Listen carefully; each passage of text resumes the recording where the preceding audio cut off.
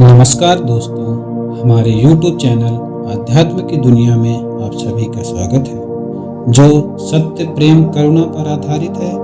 आज मैं आपके लिए एक बेहद ही दिलचस्प कहानी लेकर आया हूँ, जिसे आप अंत तक जरूर सुने और पसंद आने पर लाइक और चैनल को सब्सक्राइब जरूर करें। ये कहानी सब कुछ कहती है। भरोसा नहीं आता कि सुनने से ही कोई सिद्ध, वीर, देवता और इंद्र हो जाता है, और सुनने से ही धरती और आकाश चल रहे हैं, और सुनने से ही द्वीप, लोक, पाताल खड़े हैं। सुनने से ही मृत्यु स्पर्श नहीं करती, अतिशयोक्ति मालूम पड़ती है। जरा भी अतिशयोक्ति नहीं है, क्योंकि जैसे ही तुम्हें सुनने की कला आई, तुम्हें जीवन से परिचित होने की कला आ गई, और जैसे ही तुम्हें अस्तित्व का बोध होना शुरू हुआ, तुम पाओगे कि जैसा सन्नाटा तुम्हारे भीतर है, सुनने के क्षण में, श्रवण के क्षण में जैसी शून्यता तुम्हारे भीतर है, वही शून्यता तो सारे अस्तित्व का आधार है। उससे ही आकाश टिका है, उससे ही पाताल टिका है। उसी शून्य पर, उसी मौन में तो सारा जगत परिभ्रमण कर रहा है। उसी मौन में बीज टूटता है और वृक्ष बनता है। उसी मौन में सूरज उगता है। उसी मौन में चांद तारे बनते हैं और बिखरते हैं। जब तुम अपने भीतर शब्दों को शून्य कर देते हो, तब तुम उस जगह पहुंच गए जहां से सृष्टि पैदा होती है और जहां सृष्टि लीन होती है। ऐसा हुआ कि एक मुसलमान फकीर नानक के पास आया और उसने कहा कि मैंने सुना है कि तुम चाहो तो क्षण में मुझे राख कर दो, और तुम चाहो तो क्षण में मुझे बना दो। यह चमत्कार है। मुझे भरोसा नहीं आता। पर आदमी ईमानदार था, मुमुक्ष था, ऐसे ही कौतूहल से नहीं आ गया था। साधक था, जो पूछा था बड़ी अभिलाषा से पूछा था। नानक ने कहा, तो फिर आंख बंद कर लो और शांत होकर बैठ जाओ, तो जो तुम चाहते हो वह मैं करके ही दिखा दूं। वह फकीर आंख बंद करके शांत होकर बैठ गया। अगर मुमुक्ष न होता तो भयभीत हो जाता, क्योंकि जो पूछा था खतरनाक पूछा था कि राख कर दो, मिटा दो, फिर बना दो। प्रलय और सृष्टि तुम्हारे हाथ में है, ऐसा मैंने सुना है। सुबह का वक्त था, ऐसी ही सुबह रही होगी। एक गांव के बाहर एक वृक्ष के नीचे एक कुएं के पास नानक बैठे थे। उनके भक्त मर्दाना और बाला मौजूद थे। वे भी थोड़े हैरान हुए। ऐसा तो नानक ने कभी किसी से कहा नहीं। और अब क्या होगा? वे भी सजग हो गए।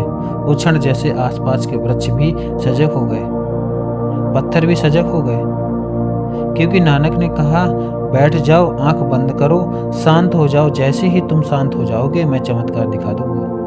वह फकीर शांत हो गया। बड़ी आस्था का आदमी रहा होगा। वह भीतर बिल्कुल शून्य हो गया। नानक ने उसके सिर पर हाथ रखा और ओंकार की ध्वनि की, और कहानी कहती है कि वह आदमी राख हो गया। फिर नानक ने ओंकार की ध्वनि की, और कहानी कहती है वह आदमी फिर से निर्मित हो गया। अगर कहानी को ऊपर से पकड़ोगे तो चूक जाओगे, लेकिन भीतर ये घटना घटी जब वह सब भांति शांत हो गया। नानक ने ओंकार की ध्वनि की, श्रवण को उपलब्ध हुआ, भीतर का वार्तालाप टूट गया। सिर्फ ओंकार की ध्वनि गूंजी।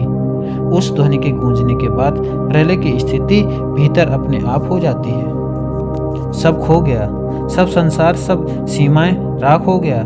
ना कुछ हो गया, भीतर कोई भी न बचा। खोजे से भी कोई न मिला, कोई था ही नहीं, घर सूना था।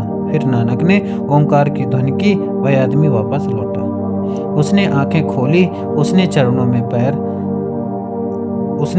में पैरों में सिर रखा और कहा कि मैं तो सोचता था यह असंभव है, लेकिन यह करके दिखा दिया।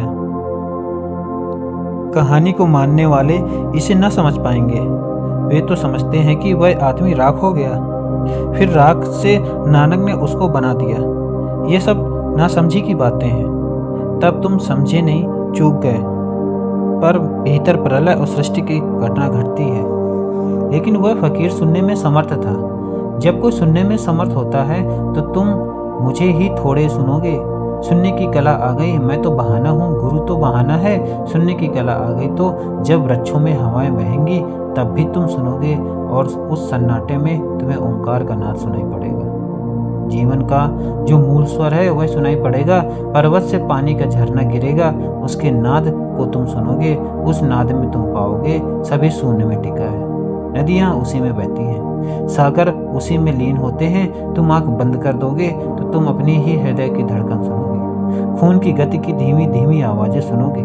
तुम पाओगे कि यह मैं नहीं हूँ, मैं तो सुनने वाला हूँ, मैं तो साक्षी हूँ। फिर तुम्हें मृत्यु स्पर्श न कर पाएगी। जिसे सुनने की कला आ गई उसे कुछ भी जानने को नहीं रहा। इसलिए नानक कहते हैं, श्रवण से ही सिद्ध पीर देवता और इंद्र होते हैं। श्रवण से ही धरती और आकाश स्थित है।